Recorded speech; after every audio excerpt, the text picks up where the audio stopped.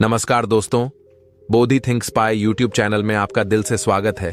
गम में एक उंगली आंसू पोंछती है और खुशी में 10 उंगलियां ताली बजाती हैं।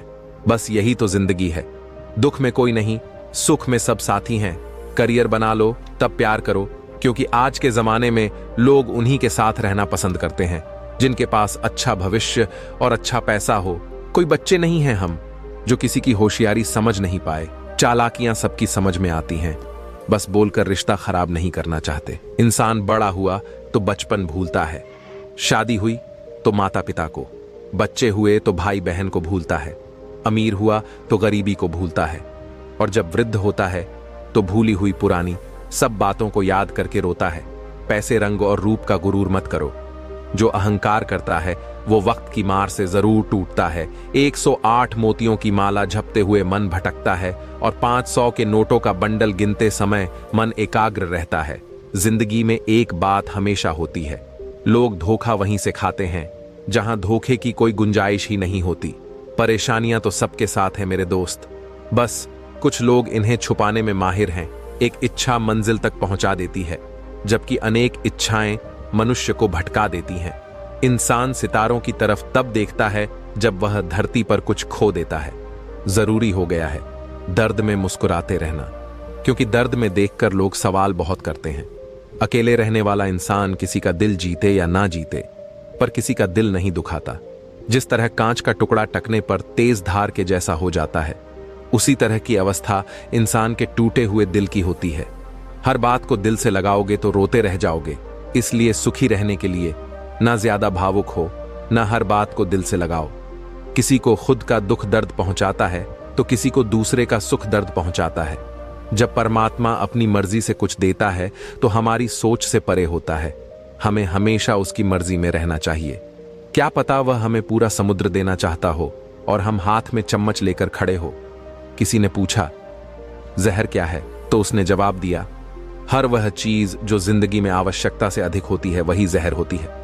फिर चाहे वह ताकत हो, धन हो, भूख हो, लालच हो, अभिमान हो, आलस हो, महत्वाकांक्षा हो, प्रेम हो या घृणा।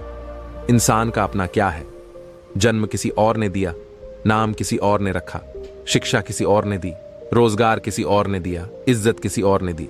पहला और आखिरी स्नान भी कोई और कराएगा, शान कोई और ले जाएगा, मरने के बाद संपत्ति भी कोई और बांट लेगा।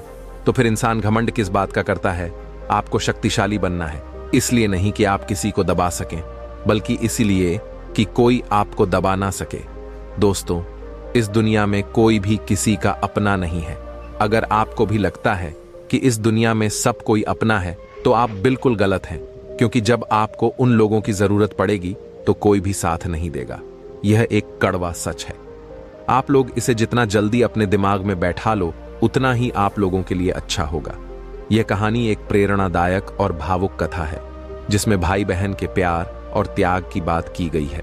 बहुत पुराने समय की बात है। एक गांव में एक दुखी परिवार रहता था। उस परिवार में 7 लड़के और एक लड़की थी। उन 8 के माता पिता बचपन में ही गुजर गए थे, तो बच्चों ने भी जल्दी ही अपनी अपनी जिम्मेदारियां समझ ली थीं। शुरुआत में सबको गुजारा करने में काफी परेशानी हुई, लेकिन समय के साथ सब कुछ उन्हें आसान लगने लगा। अब उन्होंने माँ बाप के बिना जीना सीख लिया था। वह 7 भाई और 1 बहन उस गांव में बड़े प्यार से मिलजुल कर रहते थे। सुबह होते ही 7 भाई जंगल में लकड़ी काटने के लिए चले जाते और बहन सबके लिए खाना पकाती थी।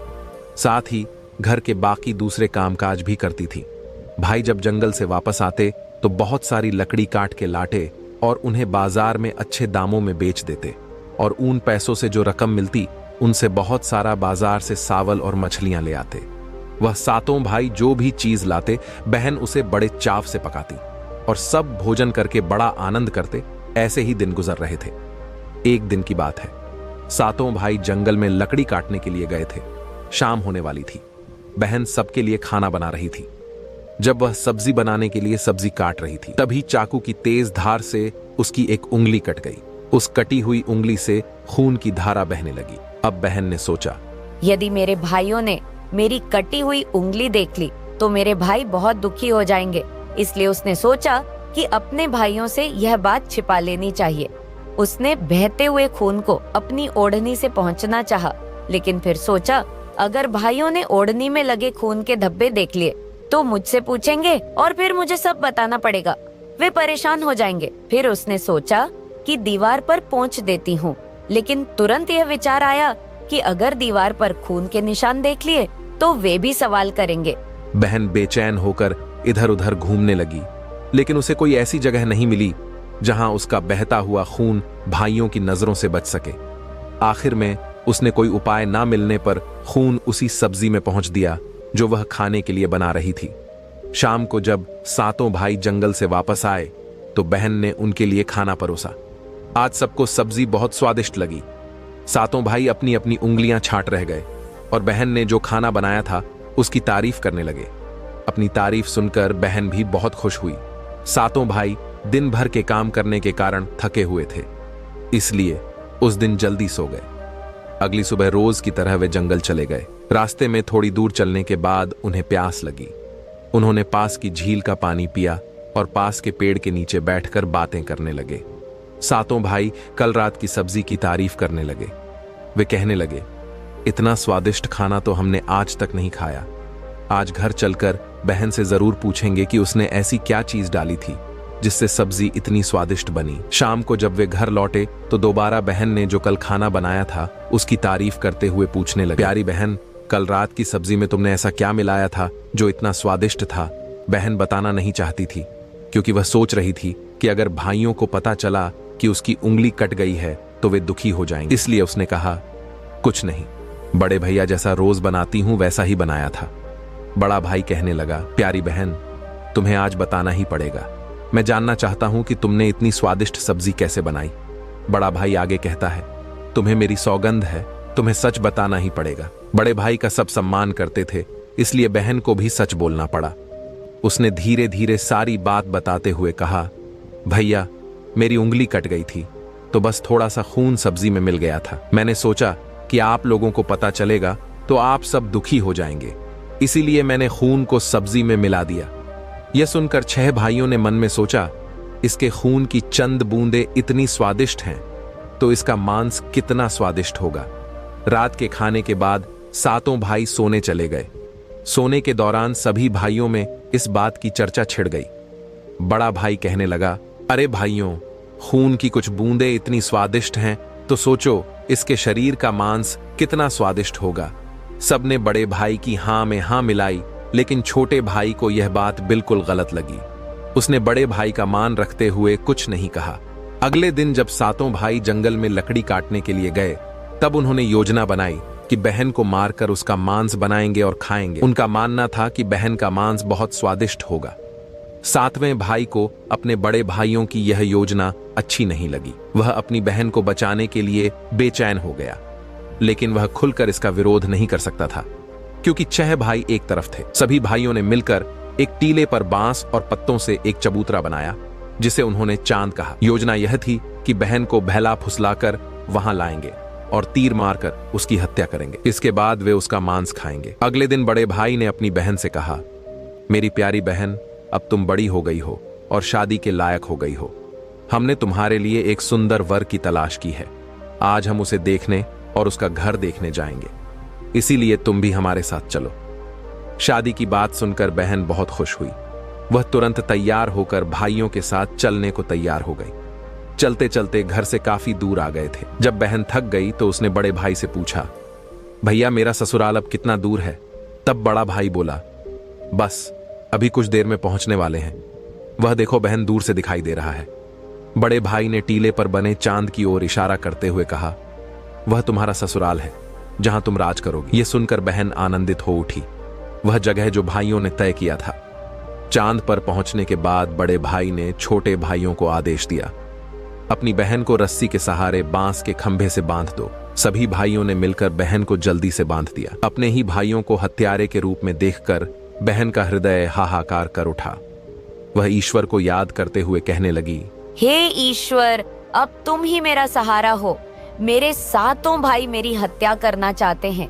इनमें से एक भी ऐसा नहीं है जिसके दिल में मेरे लिए दया और प्रेम हो। 7वें भाई को बहन की पुकार पर दया आ गई, लेकिन 6 भाइयों का विरोध करने का साहस वह नहीं जुटा पाया। बहन को बांधने के बाद बड़े भाई ने सबको बारी बारी से उस पर प्रहार करने का आदेश दिया। बड़ा भाई सबसे पहले धनुष बाण लेकर अपनी बहन पर प्रहार करने को आगे बढ़ा। तभी बहन ने भाई के सामने हाथ जोड़कर करुण स्वर में कहा, मारो मारो भैया, छाती में लक्ष्य करके, तुम्हारा तीर जंगल को जाएगा। भाई ने कठोरता दिखाते हुए तीर चलाया, लेकिन उसका निशाना जो हमेशा अचूक रहता था आज विफल हो गया। इसके बाद दूसरा भाई तीर चलाने को तैयार हुआ। बहन ने उसके सामने भी हाथ जोड़कर वहीं करुण गीत गाया, उसका भी निशाना चूक गया। इसी तरह सभी 6 भाइयों ने बारी बारी से बहन पर तीर चलाने की कोशिश की, लेकिन हर बार उनका निशाना चूक जाता। अब 7वें भाई की बारी थी। उससे 6 भाई कहने लगे, भाई पूरी ताकत से तीर चलाना और बहन को एक बार में मार देना। अगर तुम्हारा निशाना चूक गया तो तुम जिंदा नहीं बचोगे, हम सब तुम्हें मार देंगे। बहन ने छोटे भाई की जान बचाने के लिए अपनी जान न्यौछावर करने का निश्चय किया। वह ईश्वर से प्रार्थना करने लगी, हे ईश्वर, मेरे भाई का तीर मेरी छाती भेदने में सफल हो जाए।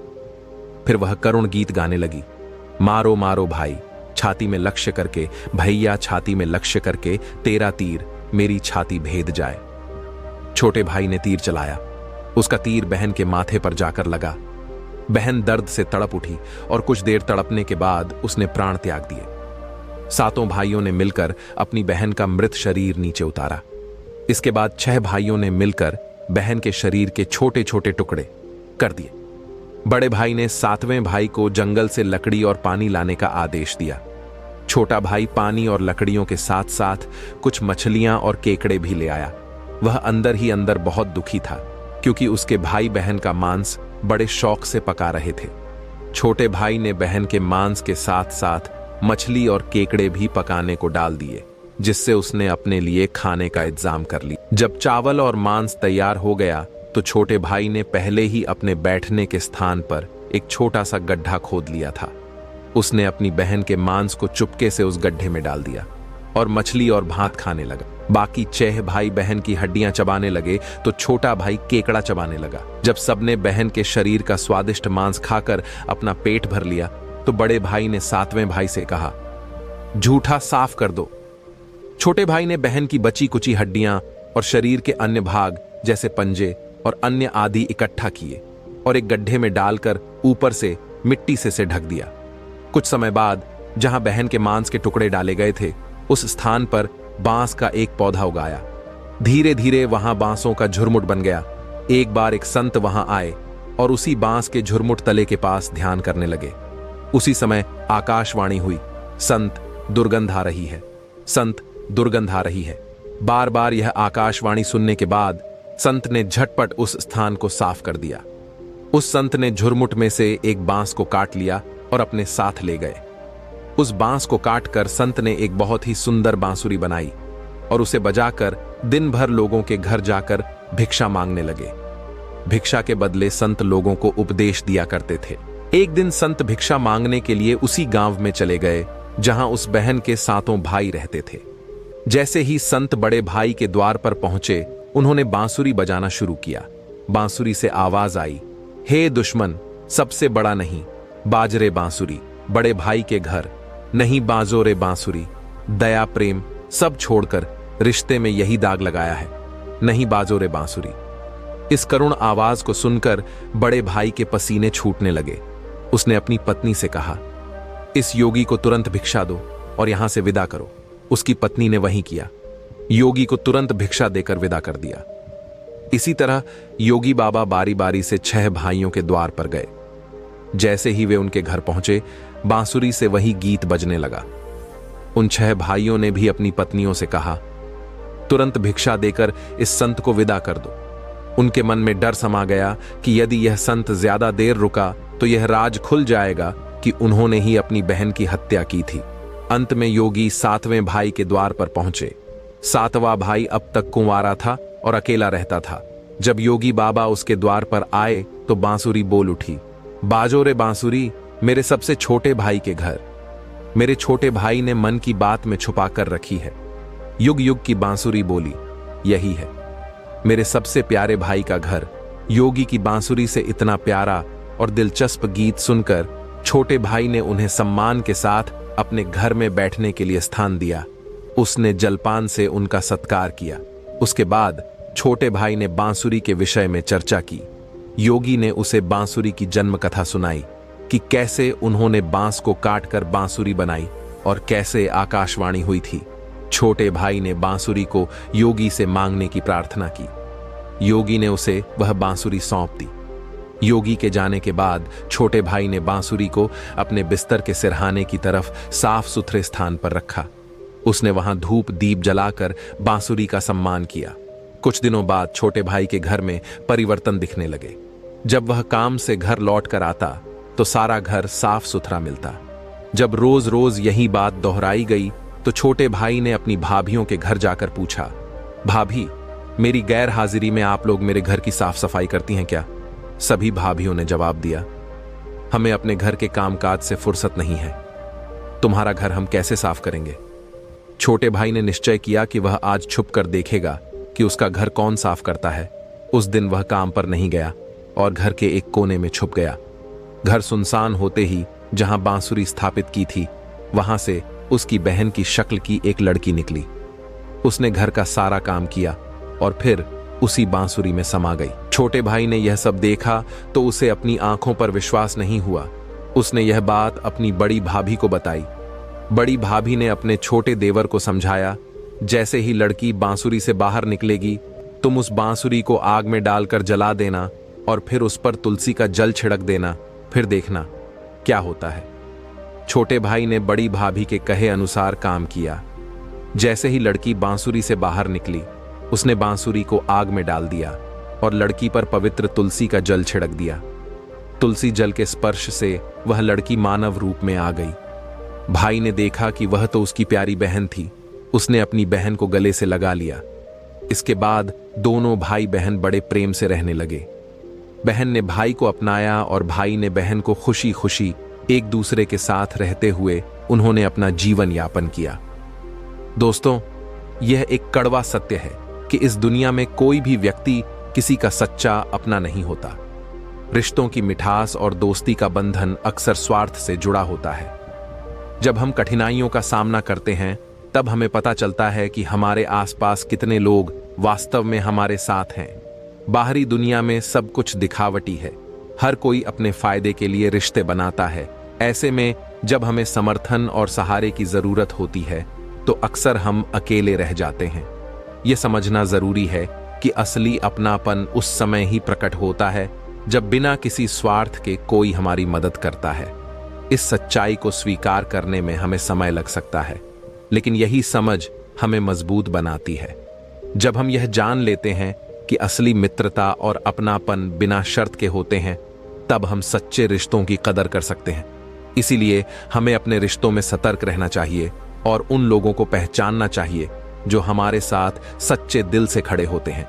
इस सच्चाई को अपनाना हमें एक बेहतर इंसान बनने में मदद कर सकता है।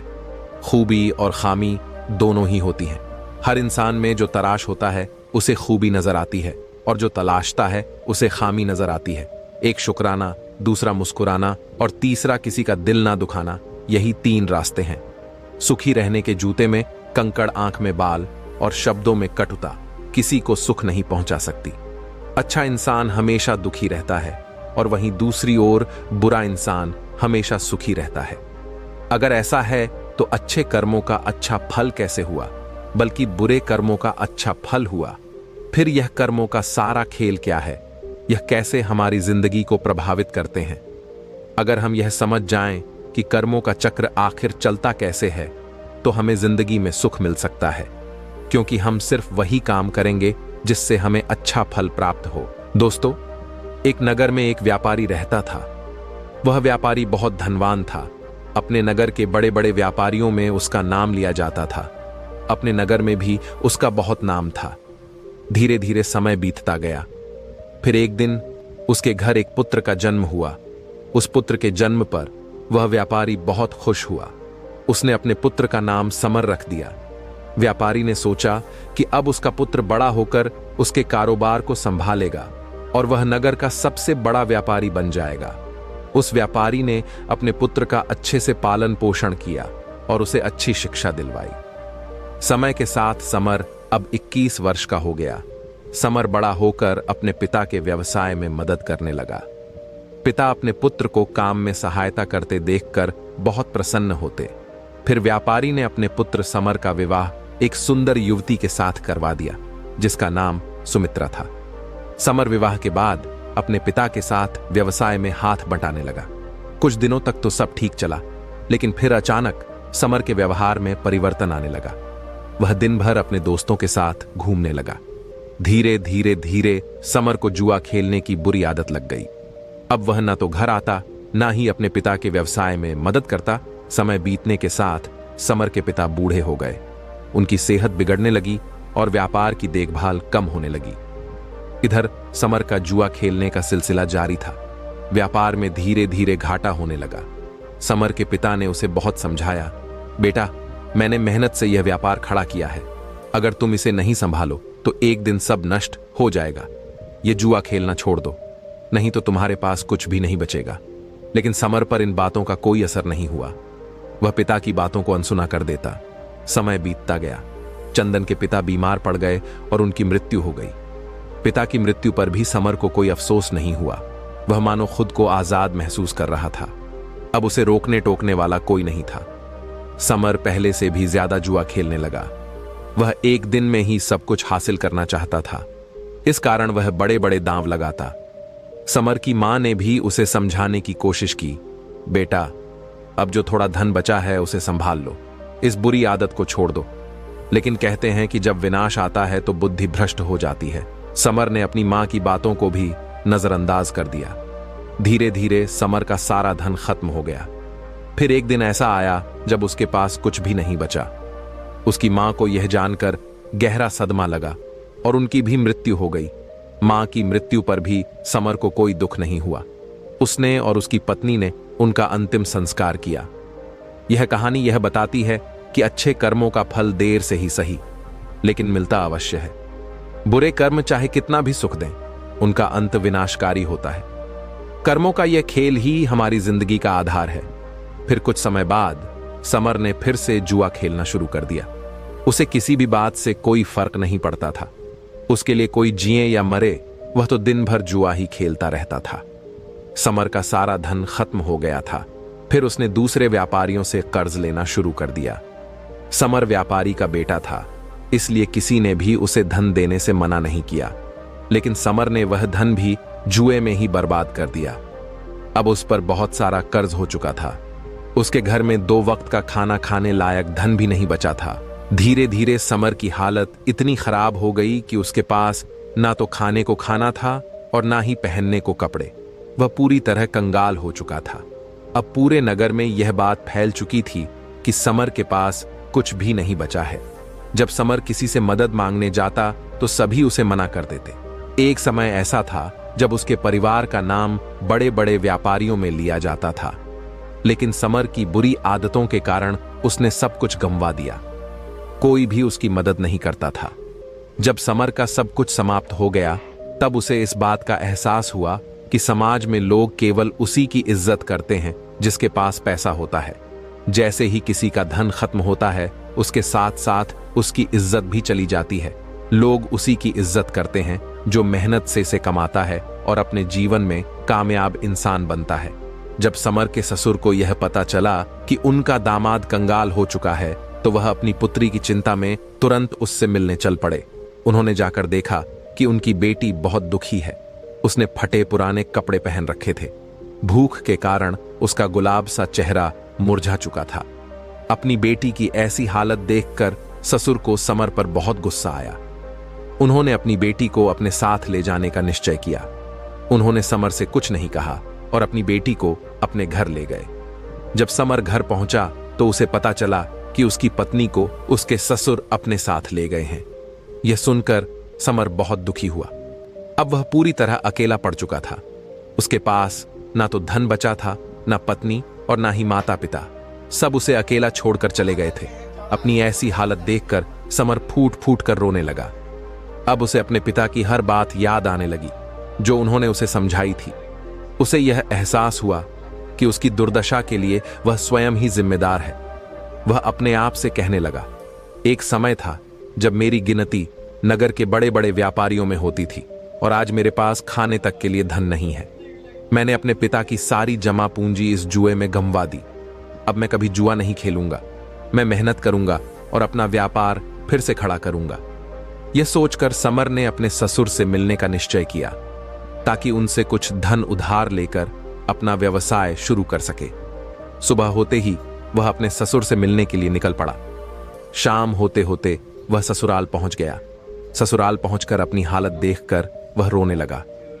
फटे पुराने कपड़ों में देखकर उसने सोचा कि वह इस हालत में अपने ससुराल नहीं जा सकता। मेरी थोड़ी बहुत जो इज्जत बची है वह भी चली जाएगी। उसने सोचा मुझे साफ सुथरे कपड़े पहनकर ही अपने ससुर से मिलना चाहिए, लेकिन उसे याद आया कि उसके पास पैसे तो हैं ही नहीं। फिर वह नए कपड़े कहां से खरीदेगा? अगर वह फटे पुराने कपड़ों में ससुराल जाएगा तो उसकी बची खुची इज्जत भी खत्म हो जाएगी। यह सब सोचकर वह इधर उधर देखने लगा। तभी उसकी नजर एक कपड़े की दुकान पर गई, लेकिन शाम हो चुकी थी और दुकान बंद हो चुकी थी। समर ने निश्चय किया कि वह सुबह तक इंतजार करेगा। जैसे ही दुकान खुलेगी वह ससुर का नाम लेकर कपड़े खरीद लेगा। जब ससुर जी से पैसे मिल जाएंगे तो मैं इस दुकानदार का उधार चुका। उसने सोचा अपने फटे पुराने कपड़ों में ससुराल जाने से बेहतर उसने यह समझा कि वह एक रात इस दुकान के बाहर ही बिता ले। यह सोचकर समर कपड़े की दुकान के बाहर ही सो गया। रात्रि हो चुकी थी। चारों तरफ सन्नाटा छाया हुआ था। सभी लोग गहरी निद्रा में सो चुके थे, पर समर को नींद नहीं आ रही थी। भूखे पेट भला कोई कैसे सो सकता है? समर भूख के मारे इधर उधर करवटें ले रहा था। तभी उसने देखा कि एक युवक चुपचाप दुकान के भीतर जा रहा है। उस युवक के अंदर जाने के कुछ देर बाद ही एक स्त्री भी दबे पांव उसी तरफ आई और दुकान के अंदर चली गई। समर को वह स्त्री अंधेरे में भी जानी पहचानी लग रही थी। उसने उस स्त्री को ठीक से देखने के लिए दुकान की खिड़की से अंदर झांका। जो उसने देखा वह देखकर उसके होश उड़ गए। वह औरत कोई और नहीं बल्कि उसकी अपनी पत्नी थी। फिर समर ने अपनी पत्नी और उस युवक की बातें ध्यान से सुनी। समर की पत्नी उस युवक से कह रही थी, हे मेरे प्राण प्रिय, मैं तुमसे बहुत प्रेम करती हूं। मैं तुमसे विवाह करके पूरी जिंदगी तुम्हारे साथ रहना चाहती हूं। मैंने आज तुम्हें यहां एक राज्य की बात बताने के लिए बुलाया है ताकि हम विवाह के बाद आराम से रह सकें। हमारे पास किसी भी चीज की कोई कमी ना हो। उस युवक ने बड़ी उत्सुकता से पूछा, कौन सा राज्य? तुम किस राज्य की बात कर रही हो? फिर समर की पत्नी ने उस युवक से कहा, मेरे ससुर जी बहुत धनी व्यापारी थे। उनके पास बहुत सारा धन था। उन्होंने अपने जीवन में बहुत कठिन परिश्रम किया था और खूब सारा धन कमाया था। उन्होंने 4 घड़े सोने के सिक्कों से भरवाकर मकान के चारों कोनों में गड्ढा खोदकर छुपा दिए थे। यह उन्होंने इसलिए किया था ताकि बुरे समय में उस धन का उपयोग किया जा सके। उन्होंने अपने बेटे को इस धन के बारे में कभी नहीं बताया, क्योंकि उन्हें डर था कि कहीं वह उनका ज्वारी बेटा इस धन को भी जुए में ना गवा दे। मेरे ससुर की मृत्यु के बाद मेरी सास ने मुझे यह बात बताई थी। ये सारी बातें सुनकर वह युवक बोला, अब मुझे क्या करना चाहिए? तुम जैसा कहोगी मैं वैसा ही करूंगा। फिर समर की पत्नी ने कहा, तुम जल्दी से मेरे ससुराल जाओ और मेरे मूर्ख पति से वह मकान खरीद लो।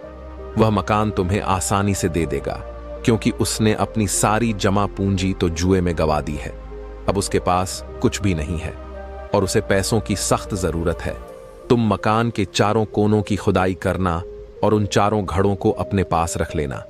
इसके बाद हमें कभी भी धन कमाने की आवश्यकता नहीं पड़ेगी और फिर हम पूरा जीवन खुशी से बिताएंगे। अपनी पत्नी की यह सारी बातें सुनकर समर को गहरा आघात लगा। वह सोचने लगा, आज मेरी बुरी आदतों के कारण मेरी पत्नी मेरी नहीं है। वह किसी और पुरुष के साथ मिलकर साजिश रच रही है और उससे विवाह करने की योजना बना रही है, लेकिन मैं ऐसा कभी नहीं होने दूंगा। मैं अपने पिता की कमाई हुई दौलत को इस आदमी के हाथों में कभी नहीं जाने दूंगा। माना कि मैं बुरी संगत में पड़ गया था और मुझे जुआ खेलने की बुरी लत लग गई थी, लेकिन अब मुझे सब कुछ समझ में आ गया है। अब मैं अपने पिता की मेहनत की कमाई को इस तरह लूटने नहीं दूंगा। यह सोचकर समर तुरंत अपने नगर के लिए निकल पड़ा। सुबह होते होते वह अपने घर पहुंच गया। घर पहुंचकर उसने बिना समय गवाए अपने घर के चारों कोनों की खुदाई शुरू कर दी। खुदाई के थोड़ी ही देर बाद उसे वह चारों घड़े मिल गए। उन्हें देखकर समर बहुत खुश हुआ और अपने पिता को धन्यवाद किया। फिर उसने उन चारों घड़ों से सोने के सिक्के निकाल दिए और उन घड़ों में कोयला भरकर उन्हें वापस उसी जगह पर रख दिया। इसके बाद समर अपनी पत्नी के प्रेमी का इंतजार करने लगा। कुछ दिनों बाद उसकी पत्नी का प्रेमी उसके घर आया और वह बोला, मैंने सुना है कि तुमने अपना सब कुछ गंवा दिया है और तुम्हें पैसों की बहुत जरूरत है। तुम मुझे यह मकान बेच दो। मुझे इस नगर में अपना व्यवसाय शुरू करना है। तुम्हें पैसे मिल जाएंगे और मुझे मकान, इससे दोनों की जरूरतें पूरी हो जाएंगी। समर तो इसी मौके का इंतजार कर रहा था। उसे उस आदमी की सारी योजना पहले से पता थी। उसने तुरंत अपना मकान उसे बेच दिया। फिर समर मकान बेचने से मिली रकम और सोने के सिक्कों को लेकर दूसरे नगर चला गया ताकि वहां जाकर अपना व्यवसाय शुरू कर सके। वहां पहुंचकर समर ने अपना व्यापार शुरू कर दिया। शुरू में उसे बहुत कठिनाई हुई। उसने खूब मेहनत की और अपने आप को बुरी आदतों से दूर रखा। व्यापार में कभी कभी थोड़ी थोड़ी ऊंच नीच हो जाती थी, लेकिन उसने सब कुछ संभाल लिया। आखिर वह भी व्यापारी का ही बेटा था। उसे व्यापार के बारे में सारी जानकारी थी। धीरे धीरे समर का व्यापार चल पड़ा। कुछ ही महीनों में उसने बहुत सारा धन कमा लिया। फिर उस नगर में रहने वाले एक सेठ की नजर समर पर पड़ी। सेठ ने समर को देखकर सोचा, यह युवक बहुत मेहनती है। इसने इतने कम समय में अपने व्यापार को बुलंदियों पर पहुंचा दिया है। मैं अपनी बेटी का विवाह इस युवक से कर देता हूं। मुझे अपनी बेटी के लिए इससे अच्छा लड़का तो मिल ही नहीं सकता। इसके बाद सेठ उसी वक्त समर के पास गया और उसके सामने अपनी बेटी के साथ शादी का प्रस्ताव रख दिया। समर ने भी सेठ का प्रस्ताव स्वीकार कर लिया। कुछ दिनों बाद सेठ ने अपनी बेटी का विवाह समर से करवा दिया। अब समर के पास वापस पहले जैसा सब कुछ हो गया था। उसने धन कमा लिया था, इज्जत कमा ली थी और शादी भी हो गई थी। अब उसके पास किसी भी चीज की कोई कमी नहीं थी। वह अपना जीवन हंसी खुशी से व्यतीत करने लगा। उधर समर की पुरानी पत्नी का प्रेमी वह घर पाकर बहुत खुश था, लेकिन जब उसने मकान के चारों कोनों की खुदाई की तो उसे सोने के सिक्कों के बदले कोयले से भरे घड़े मिले। कोयले से भरे घड़े देखकर वह छाती पीट पीट कर रोने लगा। उस युवक को समर की पत्नी पर बहुत क्रोध आ रहा था। वह सोचने लगा, काश मैंने उसकी बात नहीं मानी होती। उसने मुझे ठगा है। अगर मैंने उसकी बात नहीं मानी होती तो मुझे आज अपना धन नहीं गंवाना पड़ता। ना तो मुझे सोने के सिक्के मिले और ना ही मेरा जीवन भर का धन बचा। इस घर को खरीदने में मैंने अपनी सारी जमा पूंजी गंवा दी। अब मेरे पास कुछ भी नहीं बचा है। मैं तो बिल्कुल कंगाल हो चुका हूं। उस युवक ने निश्चय किया कि अब वह अपनी प्रेमिका यानी समर की पत्नी को सबक सिखाएगा। वह वापस अपने गांव लौटा और अपनी प्रेमिका को बुलाया। उसने कहा, सुमित्रा, तूने मुझे ठगने की कोशिश की है। मेरी सारी जमा पूंजी बर्बाद कर दी। अब मेरे पास कुछ भी नहीं बचा है। तूने कहा था कि उन घड़ों में सोने के सिक्के मिलेंगे, लेकिन उनमें तो कोयला भरा हुआ था। तूने मुझे बर्बाद कर दिया। मुझे कहीं का नहीं छोड़ा। मैंने तुझ पर विश्वास कैसे कर लिया था। तूने मेरी जिंदगी बर्बाद कर दी। अब तू देख मैं तेरा क्या हाल करता हूं। अब तू किसी को मुंह दिखाने लायक नहीं रहेगी। यह कहकर उस प्रेमी ने अपनी प्रेमिका के नाक और कान छुरी से काट डाले और वहां से चला गया। अब समर की पत्नी अपनी ऐसी हालत पर फूट फूट कर रोने लगी। वह इतनी बदसूरत हो गई थी कि अब अगर वह शीशे में खुद को देख ले तो खुद से डर जाए। अपनी ऐसी हालत की जिम्मेदार वह खुद ही थी। अब वह जीवन भर इसके लिए पछतावा कर रही थी कि काश उसने ऐसा ना किया होता। लेकिन जो हो गया सो हो गया। बीता हुआ कल वापस नहीं लाया जा सकता। बस बीता हुआ कल हमें कुछ सिखाकर जाता है। उधर समर ने अपनी गलती से पहले ही सीख ले ली थी। उसे यह एहसास हो गया था कि बुरे कर्म करने पर परिणाम बुरा ही मिलेगा, लेकिन यदि अच्छे कर्म करेंगे, परिश्रम और निष्ठा से जीवन व्यतीत करेंगे तो परिणाम अच्छा होगा। किसी ने सही ही कहा है कि परिश्रम और लगन से ही सफलता प्राप्त होती है। जब तक समर बुरे कर्म कर रहा था, जुए में अपना सब कुछ गंवा रहा था, उसे बुरा फल मिल रहा था। लेकिन जैसे ही उसने यह समझ लिया कि बुरे कर्म उसे बर्बाद कर रहे हैं और उसने अच्छे कर्मों का मार्ग अपनाया, तभी उसे सफलता मिली। इसलिए साथियों, चाहे देर से ही सही, लेकिन बुरे कर्मों का परिणाम हमेशा बुरा ही होता है। जहां तुलना की शुरुआत होती है, वहीं से आनंद और अपनापन खत्म होता है।